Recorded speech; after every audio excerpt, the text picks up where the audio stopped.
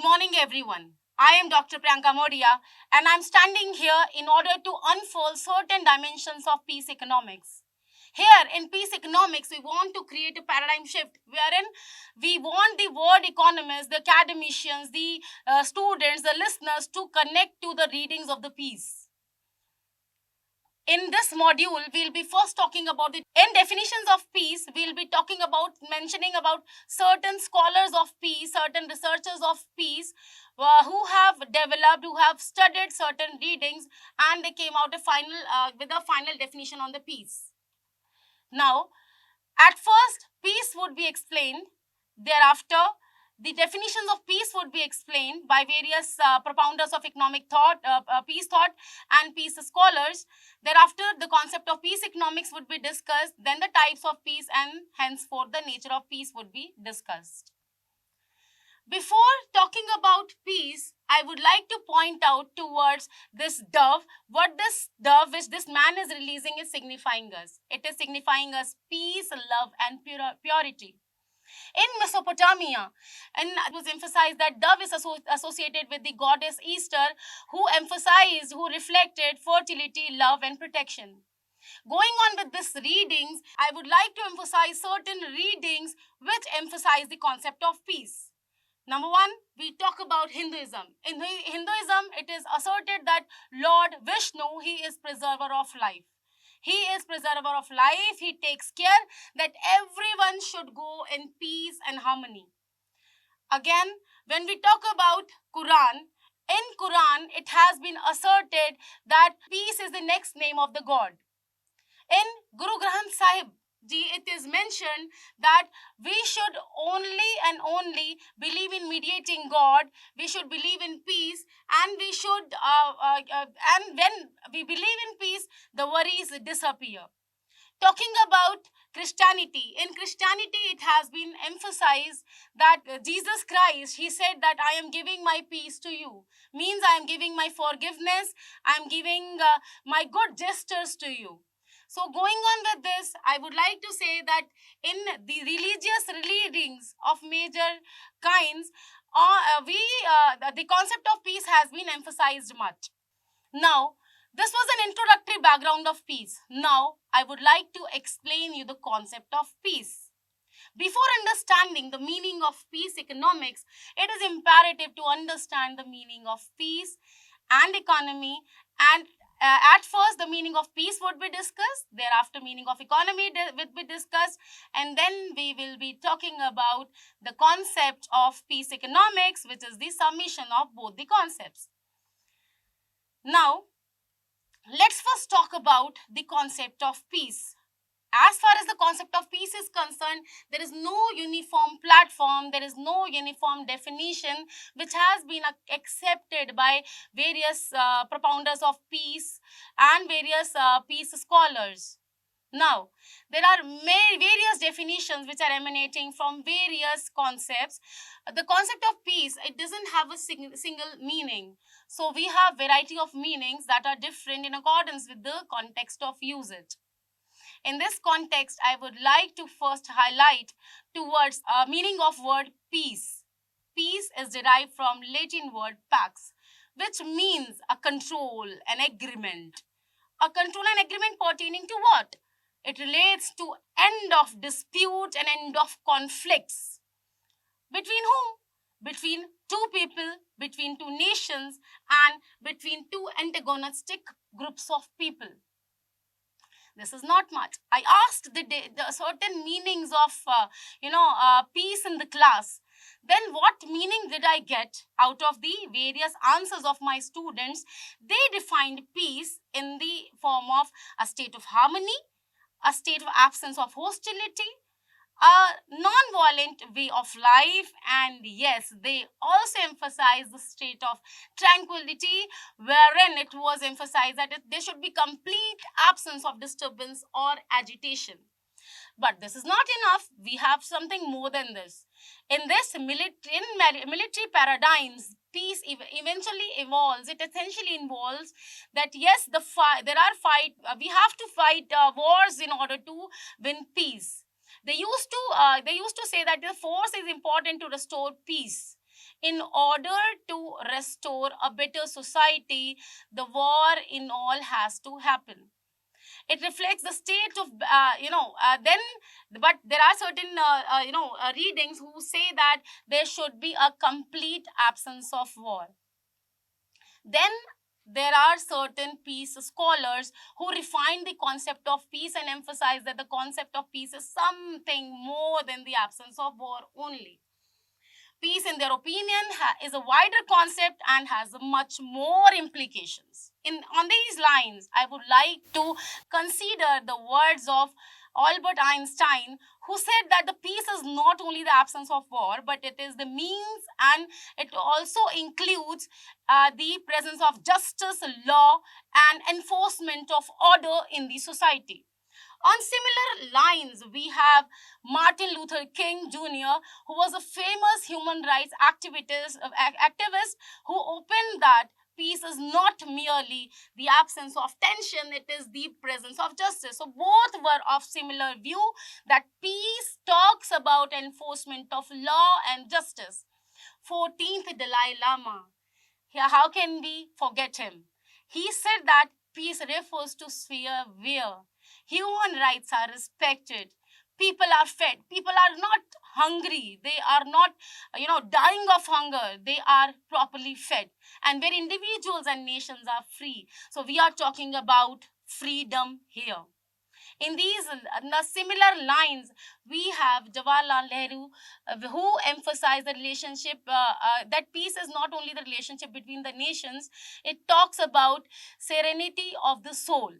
So these were the statements who gave diverse perspectives on peace, emphasizing themes such as justice, equality, compassion, enforcement of law, order, and importance of individual and collective action. Going on with this, I would like to further talk about the concept of economics. What exactly is the meaning of economics? Economics is a term which is evolved from two Greek words, oikos and nemein.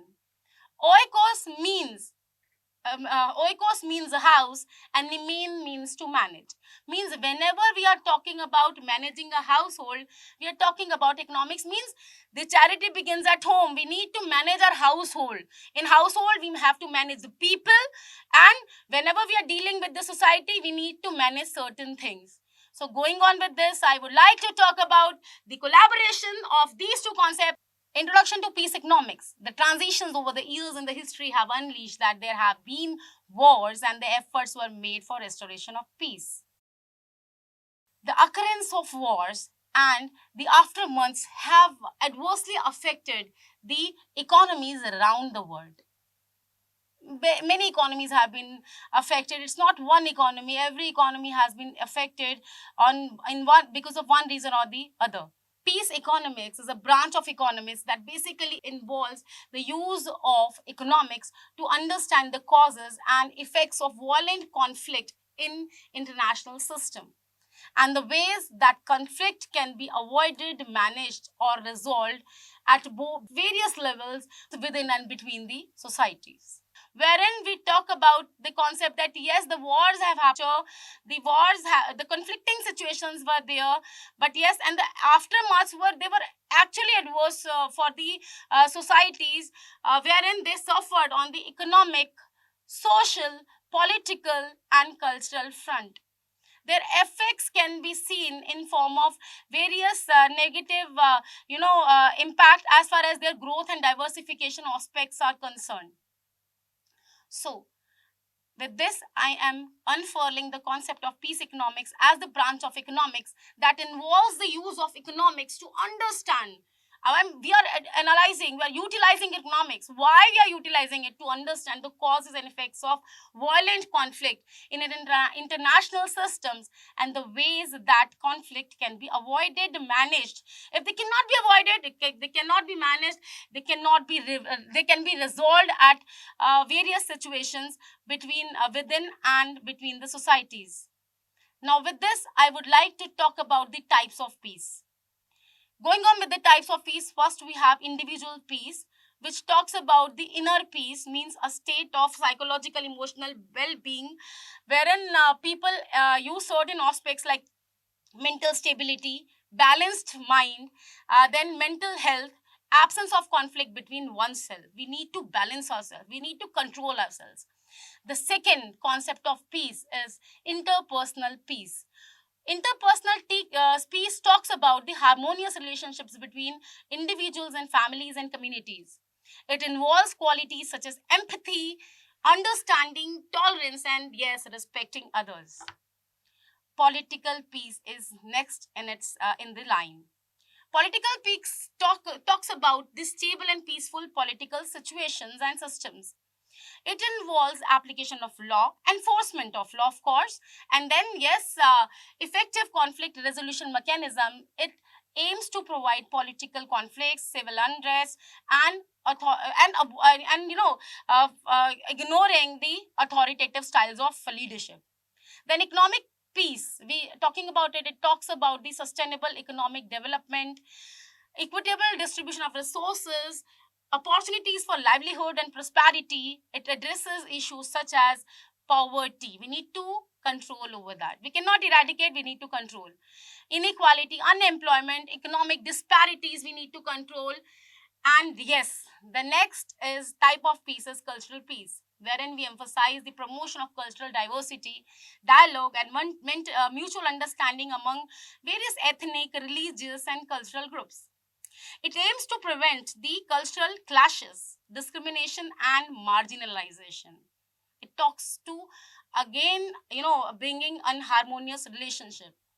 Then, environmental peace, it talks about the protection of natural environment, sustainable use of resources, mitigation of environmental degradation, and climate change.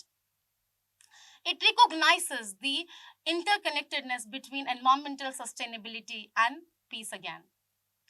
Next is international peace. We listen to many news, every day pertaining to economies wherein we talk about these concepts. It involves the peaceful relationships between nations and resolution of conflicts through peaceful means, such as dialogues, negotiation, and mediation.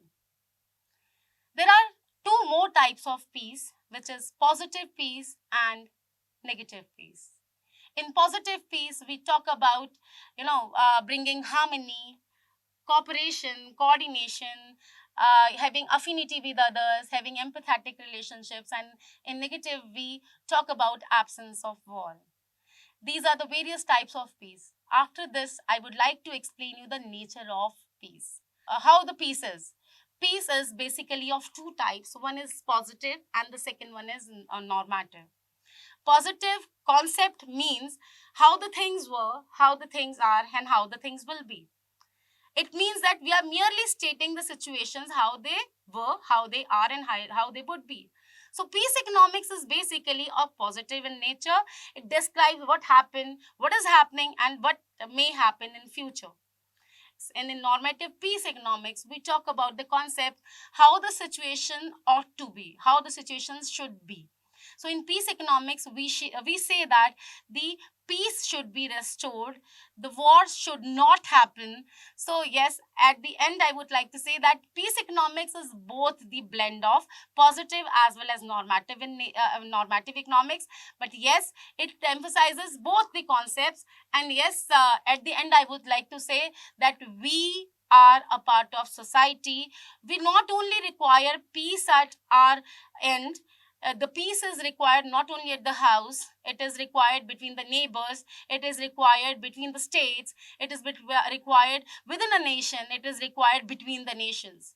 When we are able to consider these, when we are able to restore the peace at various levels, then the concept of peace economics would be satisfied, and henceforth the various propounders of peace economics, the academicians who are working on peace research, and yes, the peace teachers, peace faculties, they would be successful when in a way all the economies around the world, they work at restoring the peace. Thank you so much for your kind cooperation. Thank you.